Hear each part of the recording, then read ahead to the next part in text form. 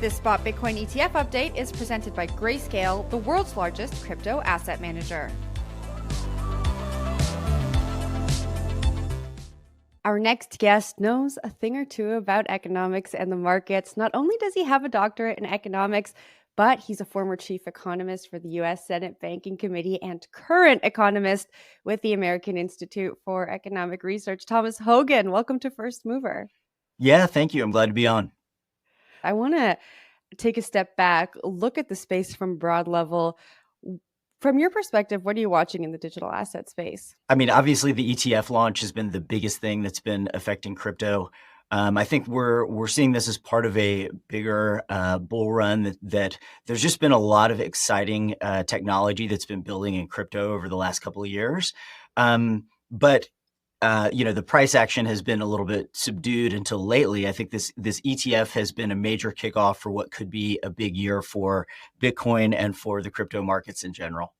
Yeah, price action is on the tip of everyone's tongues. Everyone's waiting for those six-figure numbers. Do you think that's realistic? And if it is realistic, is it sustainable? A lot of people have been talking about this year whether we will end up reaching 100,000 or even 150, and this is something that I think even just a couple of months ago was a lot more questionable. But given the success of the ETF launch and the price increases that we've seen, where just this week we hit the new all-time high, and then subsequently collapsed by about 15% in the price of Bitcoin. But we've already basically built back up to that same amount within a couple of days. And so it seems like there's been a pretty big increase. But people that are projecting that we could be at 100 or 150,000 by the end of the year, that's another 50 or 100% increase. And that's something that you just don't see in a lot of other asset classes. And so it's something that, it is unusual for a lot of investors that haven't been in crypto, people that are just getting access to the ETFs, people that haven't really known about it at all. To see these kind of projections for traditional finance is just eye-popping. And so I think that this is going to, this new door for traditional finance that has been open with the ETFs will be just surprising and an interesting opportunity for a lot of people that are in traditional finance. Did you expect it to be so successful? I remember those first few days of the ETF and assets were trickling in. Folks weren't really sure if we were going to get the trajectory, the traction that we're seeing now. Tell me honestly, did you expect it to be this successful? Honestly, I did not. So I don't typically make price predictions. I mean, Bitcoin is very volatile and no one knows what's going to happen. But I was in some interviews where I was questioning whether we would be at 100,000 by the end of the year. I didn't really think that was likely, and I thought that basically the ETF launch would be a little bit muted and that we wouldn't see a lot of price action until after the halvening that's going to happen, in a couple of months here. And even the first week, right when we had the ETF announcements, it turned out to be a bit of a sell the news event where the price went up a little bit during that week and then right after the announcement, and then collapsed and has slowly built back up to, again, reaching all-time highs this week and then collapsing and bouncing back again. And so it looks like this price action really is being driven by a lot of new investors that have interest in Bitcoin that are coming in through the ETF door from traditional finance. And that demand has just been a lot stronger than I expected and than I think most people expected. So very positive signs. So what does that mean? Has Bitcoin finally gone mainstream? Is it finally here to stay? Have those barriers been broken, do you think? I think it's a bit of a mix. I mean, on one hand, the ETF has been just tremendously successful. We've just got a huge amount of inflows into the space because of that. The BlackRock ETF, for example, IBIT is already at $10 billion in assets under management, which puts it so far at third among all ETFs this year. And it hasn't even been open all year. It's only been 7 or 8 weeks. And so that's just tremendous in the amount of inflow that we've had from that. Also, in terms of trading volume, BlackRock and Fidelity are both among the top 10 of all ETFs. We've seen days where the 10 Bitcoin ETFs together have traded in excess of 10 billion. And so, these numbers are just amazing. And so it's hard to see that as anything other than a huge success. However, I still think there's a long way left to go on this. I'm hearing from people that are registered investment advisors that have TradFi clients that haven't even started talking to them about it yet. A lot of their corporate offices aren't yet allowing them to even be marketing or selling this product to their investors. And so, that's something that some of the major advisors, those firms will wait sometimes 6 months or a year before they start recommending a new ETF just to see how things play out. But in this case, it's been so successful that I think a lot of them are trying to fast track that. And I know also that a lot of the advisors themselves, they're getting questions from clients about when is this going to be available. And Well, so, if that's true, then we could see even a lot more action and a lot more inflows into these ETFs. Thomas, I guess I want to get your perspective here. Does the success of the ETF mean that traditional financial systems can coexist with crypto? Are we getting closer and closer together and creating one financial system that will take us into the future? I think it's going to take a little while for this crossover to develop. I think that the inflows from traditional finance are going to start off in these safe type of products like the ETFs.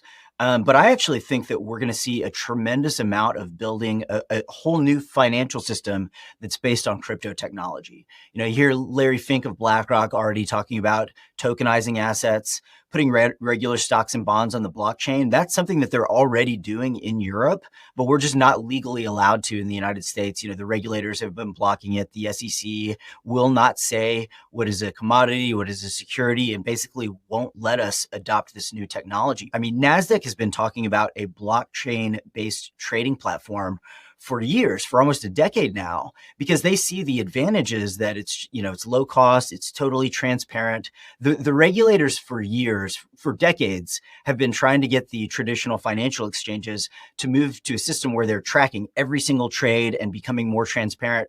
And it's just not possible with the legacy financial system. And so that's something that automatically happens on the blockchain. And so they're just tremendous advantages. You also see in terms of costs, you see these trades that go through that are, tens of millions of dollars, hundreds of millions of dollars even.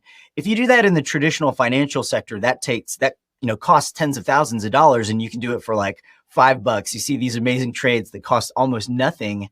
And so in terms of cost, in terms of transparency, I think that that this new technology is just going to open the door to like a whole new financial system.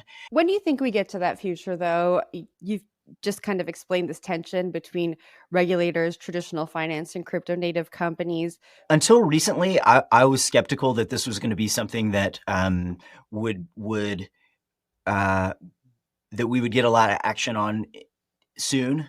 But the fact again that traditional financial companies and that major players like Larry Fink of BlackRock are pushing on this, are talking about it, indicates to me that it's something that actually could come around pretty quickly. So there are two, there's the technological question and there is the regulatory question. On the tech side, I think we're seeing a lot of advancement in the technology where, JP Morgan, when they were doing their Onyx chain and trying to do some trades on the blockchain, one of the major things for them was trying to get the proper security protocols in place that would match the things that they're required to do in the traditional financial sector, but also just for their own personal safety in terms of what they're trying to do. They want limits on what people are allowed to do. They want different permissions on who's allowed to trade certain things and have access. And doing those internal kind of safety protocols is necessary for traditional finance and basically anyone that's doing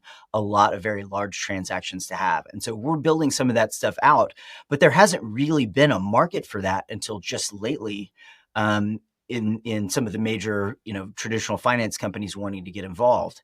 And so the fact that there is this new demand for that, I think is going to push that on the tech side and also on the regulatory side. And so the presidential election that's coming up could determine a lot about who is going to be making these decisions in terms of financial regulation. But I'm a lot more optimistic now that some of the traditional financial companies are interested in this, that it may move forward rather quickly in the next couple of years. Thomas, you bring up Larry Fink and traditional financial companies that are making waves in crypto or implementing blockchain. But then we have folks like Jamie Dimon who are just staunchly against Bitcoin and what's going on in the space. How do you think that narrative is going to play out? Or what do you think of Jamie Dimon's comments? Do you think that he actually means what he's saying? I think some of it is political, that like he's in charge of this big company and has to talk about how safe they are. But if you watch what they're doing as a company, I mean, they're clearly interested in the technology. They're clearly interested in the crypto assets and allowing a lot of their customers to have access to those assets. And so, I think the fact that they are operationally using crypto and interested in it is something that's going to help build out the type of new financial system that is going to be better and safer and use a lot of the advantages that we all see. Everyone that's been in crypto sees how great that technology is. A lot of what Jamie Dimon says is that he doesn't think Bitcoin in particular has a lot of value, or that he doesn't think certain current crypto assets do. But that's not saying that there's not going to be tremendous potential for a lot of financial technology being used on the blockchain. And so, I think that they are going to be moving in that direction, even if they're saying like, we don't see a lot of value in Bitcoin, or if he says, I don't personally see a lot of value in Bitcoin, but we'll let our customers decide. Yeah, I think they're going to be moving in that direction regardless of what he says. We didn't really talk about any price action in this interview, but if you look across the board this morning, most assets are in the green. And it's not only Bitcoin, it's Ethereum too. Folks are really excited about the potential for this spot Ether ETF potentially in May. Everyone I've talked to, there's a divided camp. Some people say yes, 100%, it's happening, it has to happen, the groundwork has been laid, and others are a little bit skeptical. They say the SEC hasn't really said if Ether is a security. There's a potential that we may have to go to court again to get the approval of a spot Ether ETF. From where you're sitting, what do you think is going to happen? So I'm a little bit more on the skeptical side. And I don't have any inside information about this, but if I look at what Gary Gensler has done, he has not been someone that has just given up on his opposition and said, oh, fine, everything in crypto is great, let's go ahead and approve these products now. He is someone that has opposed the Bitcoin ETF every step of the way. And I don't see him changing that attitude anytime soon. The Bitcoin ETF, he was highly opposed to it and required that they be taken to court in order to actually approve those ETF products. And even in the approval, he basically was dragged kicking and screaming into that approval. Even in the approval, he was saying, like, we don't think this is a safe asset. We're not recommending it. We're only approving it, and people can invest despite the risks, right? And so he keeps talking about the riskiness of Bitcoin, the riskiness of crypto, and his attitude is just highly against it. And so when it comes to the ETH ETF, like, I just expect that same kind of attitude that he's been highly reluctant to say whether he considers Ethereum to be a security or not. When he was asked about it in Congress, he refused to give an answer, despite the fact that the SEC, under his direction, is suing companies and claiming that Ether is a security, right? And so it's highly inconsistent, but he doesn't seem to care about being called out by the oversight committees or even by the courts. And so I just expect that will probably continue to be the same with the ETH ETF. I think they'll find any reason that they can to deny it until they're taken to court. And again, I don't have any inside information, but that's what I see from him repeatedly from Gary Gensler, is that he's highly resistant to this. And I think the financial regulators in general have just been very opposed to crypto and have done anything they can to resist its adoption. So that's what I'm seeing from them. All right, Thomas. So if I had to sum up what we've spoken about today, Spot Bitcoin ETF was really a great step forward for the industry. It brought new folks to the space. It's allowing access to a lot of new people, but TradFi hasn't really bought in 100% yet, if we kind of look at the broad picture, and there are still regulatory hurdles ahead. We're not completely out of the water on this one. Yeah, that's right. I think there's still a lot of opportunity here, potentially a lot of growth, both in terms of price and technology, if we can get past some of the regulatory hurdles. I see that as one of the biggest dangers. I worry a little bit that people in the crypto industry aren't taking the regulatory danger serious enough. We see the approval of the Bitcoin ETFs, and people think, oh, well, this is done and it's going to be clear sailing from here. But I'm still worried about the regulatory situation. The regulators sometimes say things, and politicians will say, all we want is reasonable regulation. But reasonable regulation is not something that a lot of people in crypto agree with, at least in terms of what the politicians think. They think the banking system is under-regulated, and so they believe reasonable regulation is more regulated than the current banking system.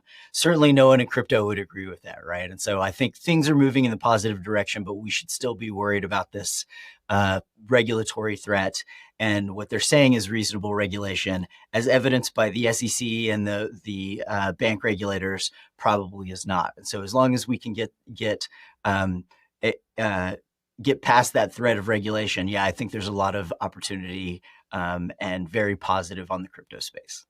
We got to wrap it up there, Thomas. Thanks so much for joining First Mover today. Yeah, thanks a lot.